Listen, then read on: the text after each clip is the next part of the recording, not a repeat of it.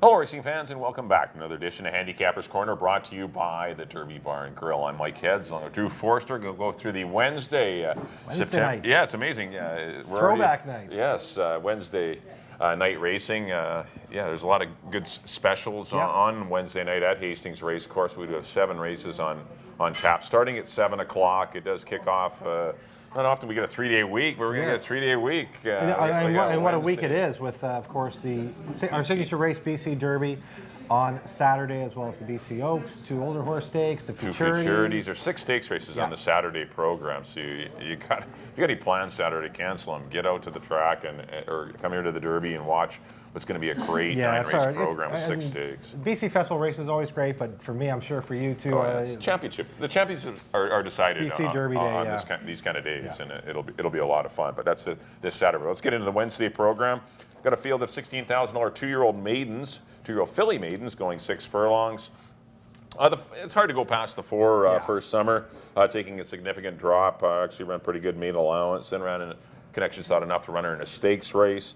Didn't run well that day, but at least showed speed. There isn't any speed in this race. I just really think she's going to get a pretty easy lead in here. She will be the favorite, but she's worked well since her last race. She gets significant class relief here, down for 16,000. Antonio Reyes will re-ride for Mark Cluche, who's going great guns this year. Currently sitting second in the standings, and I think First Summer's your horse. Up at the 7, Aspired for Anita Bolton. I thought a better than looked race, going 3.5 furlongs. It was kind of a productive race. It was a pretty fast time, 39 and change. The work pattern is what kind of steered me maybe from not picking it. A little going sparse. On top, a lot of time in between works, which can happen with babies. But Richard Hamill being aboard is a big plus. But Aspired would be I think the one that would be the greatest danger to First Summer. And up at the 2, Lookout Taylor, who come out of that race Smart Deal race, was closing well. Broke well, kind of got shuffled back early, was last, and then made a good run. It just wasn't a day to come from off the pace, and she still did well to be 4th. So I look for her to maybe be closer to the pace than her form indicates, and she'll be a little better. Skylar Whiteshield will be back aboard for Mike Anderson. But I went 4-7-2. I'm with you on the top pick. First Summer, first out, remain special. It only gets beat a length behind Pring Copy. Another Guinness who's come back to run well. That Hard Rock Casino with My Aunt Mo was a very tough race. Give her that one. Now in for 16. As you mentioned, Mark Cluche having a great year. Should be very tough. I went to our lead trainer, Phil Hall, in the second spot, Sisu. A good work pattern. That last work on August 31st at 1 minute and 4/5. Yep. That's a nice work for a horse that's going to go in just for 16,000. A 2-year-old in for 16. Enrique Gonzalez takes the call. Him and Phil Hall batting 24% together. I got Sisu the first time starting the second spot. And I agree with you. Aspired is definitely live in here. Coming to that very fast Suzette race. All the things you said. Anita Bolton. Suzette was I know it doesn't show, but I mean, Suzette came back and won the Bird of Pay. Did lose her next start, but then came back and won the Bird of Pay in Edmonton. So she's a stakes winner, Suzette, even though coming out of it at 16,000. So exactly. So no shame getting beat by her and Hamill, Anita Bolton. All good connections. 4-6-7 for me in the first. On to the second. 4,000 non-2 for fillies and mares, going a mile a 16th. I went to 7 here. Forever Crystal. Been right there. Well, the last 2 times, I should say 3 starts ago, I was running a non-3 company. Right. Then got back to the non-2. Just got beat by Velvet Rose going long. Velvet Rose ran a big race that day, just passed her late. But Forever Crystal now moves to Richard Hamill. A lot of things to like for me. I got Forever Crystal on top. Another Maiden horse in here, Ziggy Meister, who's another one that's good at the distance. Good 3rd last time in that same Velvet Rose Forever Crystal race. I had trouble finding horses that were proven at the distance, and Ziggy Meister is. And I put Shadow Dancer, making her first start going long, but the breeding suggests she will get the distance. Antonio Reyes does ride, and Barbhead's always good going from a sprint to a route. I went 7-1-5. Yeah, I went to the 5 Shadow Dancer, but Forever Crystal I agree, is the horse to beat. Shadow Dancer still has to prove she can go long. I like the fact that Antonio Reyes stays with her. He had his choice of the 2, and that's my worry. But he is riding a lot for Barb. Yeah, and the distance is my worry. I think she will be okay in the distance, but that's why I sided with Forever Crystal. I thought she ran a good race behind Forest Bliss. She's not really. That's the first time she's really been in the race, early and really chasing the pace. And she hung in tough. She was actually running well. Sloppy track might not have been, what she wanted, but she's run some good races this year. Her race behind Morning Blur. It's like she's running against way better company than these horses. I just think she might be a little better. I agree forever, Crystal, what you said. They were into two nice horses. Velvet Rose just got beaten in non-3, and La Rondine won a non-3. And she's now in a non-4 later in the card. But forever, Crystal's really live. I put Swagger Cat in off her maiden win. I thought she was pretty impressive, chasing a hot pace and carried on.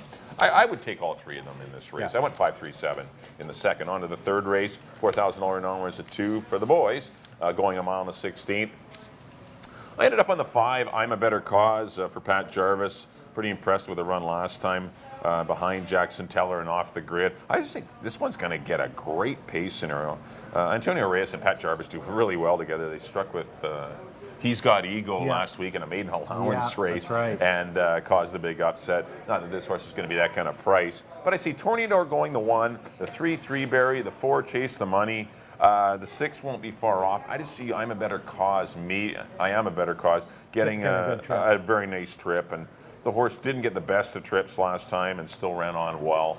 And I just think this horse is sitting on a win. That might be just a little better, a couple more points better than some of the other ones in here on the odds board. Off the Grid, I put in for 2nd and 3 Berry for 3rd, but there's not much again between these horses. They are very competitive. Chase the Money, I'm like the president of the Chase the Money fan club, but I just, it's just tough in this race for me to get him into the winner's circle. Unless he can rate a little bit off the pace, we'll see, but the horse is definitely good enough. But I went 5, 6, 3. Yeah, this is one you might want to go deep in. We should touch on. We didn't last race. That does kick off the Sea to Sky Pick 6. The carryover just under $12,000. I have the same horses, different order. I went to 3 Berry. Yep, I can see it. Yeah, the horse ran a huge race last time, going a mile 16th at the $4,000 level. Won by almost 4. Hamill sticks with for Craig McPherson. I got him on top of Off the Grid. Another one. First start going long. Ran a huge race against a very tough Jackson Teller for Mel Snow. That was his first start going long. I could see him moving forward in his second start. He could even hit the winner's circle. And I'm a Better Cause, as you mentioned. Pat Jarvis and Antonio Reyes doing very well together. Should sit up for him. He's another one that's dangerous in a race where you can make a case for a lot of them. 3, 6, and 5. Even Torneador.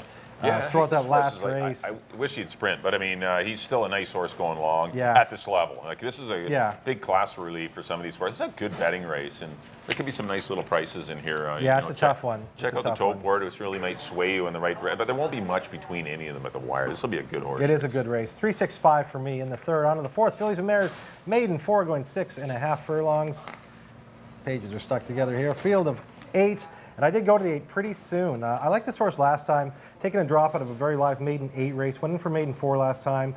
Pressed the pace, got a little tired late. Moves from apprentice Lenny Seashore to red hot leading rider Richard Hamill. That might be what can get pretty soon over the hump. I landed on pretty soon. Over the 6, Seagold out of the Steve Henson barn. Another one that pressed the pace last time. They went 22.46, which is decent fractions for these lower end fillies. And there's not a lot of pace on here. Maybe Seagold with Skylar Whiteshield can get out there and try and do some damage. I got him in the second spot. And I threw Barrett's Little Whisper, coming out of a distance race for 8.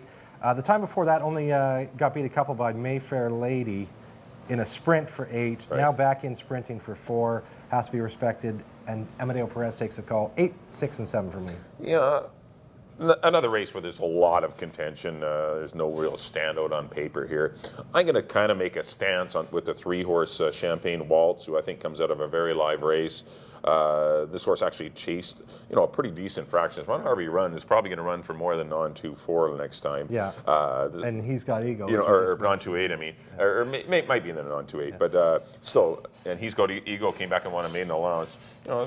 This one ran against some pretty good horses last time and was up in the fight. Ended up, getting beaten a long ways. But still, I just like that race better than the Mardi Gras Mabel race and anything coming out of that race. I just thought Champagne Waltz's race. That's why I'm hanging my hat on Champagne Waltz in this race. But I agree, the 8 pretty soon. The horse ran great last time. Actually, last 2 times, been chasing fast paces going long, hanging on in tough. It's, the horses that she's battling with are finishing well back, and she's right there at the end, Yeah. which is a sign that she's just a little better horse than a lot of these. So she's live, and Richard Hamill, as you mentioned, rides. That's a big rider change, and put the 7-horse Bears Little Whisper for the reasons you mentioned. That was a torrid pace last time. She had no chance, and going 46 and change, and she. But prior to that, her sprint was very good. 3.87 for me in race number 4 as we kick off the late pick 4 in that race. On to the 5th race. Got some $8,000 conditional claimers, non-2 lifetime, non-3 BC bred, going 6 1/2 furlongs. Another fan of Brother Rod. I mean, I have a few horses that I always seem to pick. That's your boy, It's another one of my boys. I am the another one on the team. Yeah, Brother Rod. I just think he's going to get a good pace. Broadkeeper's going. Peace Arch likely goes. Satellite Storm's going to set probably a lively pace, and I think Brother Rod, who kind of got held up in behind horses last time. Still did not. I would say it's trouble, but just was inconvenienced. And this horse still come running on well. I think he's live. Put the 8-horse Satellite Storm on the class drop. Not too sure what to expect with the horse. Moves back to the Jim Brown barn, and the horse has been running against better horses, but obviously didn't want to go long last time, and returns to a sprint and at a reduced level. And I put the 2 Peace Arch, who's always money, or pretty close to being on the money for non-2. 8. Unfortunately, he just had a terrible trip going along last time. He was 4 wide throughout the opening half mile. He did really well to run where he did. He's just a better horse than those $8,000 claimers, but he just had a terrible trip, and that's just unfortunate. That happens sometimes. But I went 5, 8, and 2, but I've left off some pretty good horses too. You left off my top pick, Sunscape. Only got beat a half by Liquid Metal last time in a 16 on 3. Yep. Got a 63 buyer, which towers over this field. If he runs that race back, I see him land in the winner's circle for trainer Robbie Anderson. Richard Hamill re-rides. As I mentioned, Hamill going great guns right now. He seems to win 2 or 3 every day. So I got Sunscape. On top of your top pick, Brother Rod, he definitely belongs in here, coming out of that tough Catch Me all under control race. He was 3rd in that race, and that's why I put him in 2nd. That's why I put Barkeeper in 3rd. It was only his 2nd start of the year. Catch Me won by 3/4. All under control was 4 3/4, so it's 5 1/2. He got beat 6 1/4. So he's only 3/4 of a length behind Brother Rod, and he's going to be a big price. And it was only his 2nd start of the year. It was Brother Rod's 6th start of the year. So in his 3rd start of the year, I can see Barkeeper moving forward in here. Another one taking the drop from 16. A lot of these horses coming from 16 in this race. And I didn't want to leave him off the ticket, so I threw him in there. I went 7, 5, and 1 in the 5th. On to the 6th, Fillies and Mares, 8, non-3, going 6 1/2 furlongs. Another race where I'm going to leave out some good ones. I landed on Bold and Lovely. Ran into the very tough Morning Blurs, who's come back to win off that race. It was a quick heat in 16 and 4. She did get beat by 6, but this field should be considerably easier for her. Romero Sander re-rides for Carl Austin, who does a very good job with his barn. Has been absolutely snake bit this year. He's due. I got Bold and Lovely over Estelado, who's been well backed. 3rd behind Winning Edge and Miss Finality. Last time was only a neck behind Bold and Lovely, so she can maybe turn the tables on her today. But I do like Bold and Lovely, so I put Estelado in 2nd, and I threw Miss Finality. Not sure what to think of her. Being off for 2 years and put together a very strong campaign so far this year for a top outfit of Mark Luce. Didn't really run much last time. Never really got involved in the race, but in for 8. I didn't want to leave her off. Maybe it was a slop. Maybe it was the sloppy track. But, the race before that, she's got a 57 just behind Winning Edge. I still don't want to leave her off. I got her in 3rd, 3, 4, and 7. I have the same 3 horses. I think those are the horses coming down in class that are going to be dangerous. They're coming from the 16 non-2, non-3s into the 8s. And those horses usually dominate. And I did put Estelado on top. I don't think she was a big fan of the slop last time. Her race prior to that behind Winning Edge was very good. And I think she's going to get a good trip sitting just on the outside of Bold and Lovely. There's not a lot of speed in here. Yeah, and those 2, right? Like last time, 2 starts ago, Estelado beats Bold and Lovely. Bold and Lovely comes back, beats Estelado. Those are the 2. Yeah, they're close. Yeah. And once again, Miss Finality, I just worry about the trip with her. The horse can win, no doubt. Yeah. But it's just the trip. I don't know. I can just see a 4-wide trip happening, and then she's going to maybe be in trouble to win it. Compromised. But Bella Girl's interesting, cutting back to a sprint. Carol's Command dropping back in class. Halloween Queen, Sharp. Tell Us a Tale, lightly raced. Sherry Sugar Rush, a nice 3-year-old. They got off a good start. There's all 8 fillies. You can actually you can take the all button here and try and without being a cop out. But I mean, this is a totally wide open event. Yeah. But I agree with Drew. He went 3, 7, 4. I went 4, 7, 3. And the On to the nightcap. seventh and final, $4,000 fillies and mares here, going a mile and a 16th. Got a 6-pack signed on to close out that Wednesday night, our only Wednesday night program. I went at the 2, I'm a Diva 2. I was between the 2 and 4 for me. I went I'm a Diva 2, who's a real proven road horse. She's run against better horses throughout her career than anyone in this race. I gotta try her. She a tough loss last time to PG Star, who's been on a real roll for John Snow. I put the 4 La Rondine, who's been breezing through her conditions. Not breezing through, but she's got a bunch of wins this year, and she's pretty live in this race as well. And I put the 1 horse Queen of Barney. That was my 3rd horse. I went 2, 4, and 1. Yeah, no, I mean it's 2 and 4, 4, 2. I went the other way. I went to La Rondine. I think that she's better going long, even though she. You go back in her form, and she was running good races down in California at a mile. This is a mile 16, so it only shows that she's run this distance twice. 4th beating a length, and then comes back and wins last time out of a red-hot barn, Phil Hall. Over I'm a Diva 2, who's definitely right there. As you mentioned, got beaten nose by PG Star last time. She's in this too. I just think La Rondine is going to have a better trip. I can see her getting out there, getting the lead, maybe going a long way. I'm a Diva 2 is going to have to come from off it. So I went 4-2, and after that, pick 1. I put Be a Whole Auger, who won her non-3 going long 2 starts ago at odds of 11-1. Rob Maben having another sensational year, and good on him. Be a Whole Auger in the 3rd spot, 4, 2, and 3 for me in the nightcap. That'll do it for our analysis of the Wednesday night program. Up next on screen will be our picks. There's a recap. Mike, as always, you're up first. Yep, back in race number 1, I did go to the 4 first summer. I'm going to go 4, 7, and 2 to kick off the Wednesday night program. Race number 2, I went to the 5, Shadow Dancer, 5, 7, and 3. Race number 3, I went to the 5, I am a Better Cause, over the 6 off the grid, and the 3, 3-berry. And the 4th race went to the 3, Champagne Waltz, probably my price play of the day, 3, 8, and 7. Race number 5 went to the 5, Brother Rod, 5, 8, and 2. Race number 6 went to the 4, Estelado, over the 7, Miss Finality, and the 3, Bold and Lovely.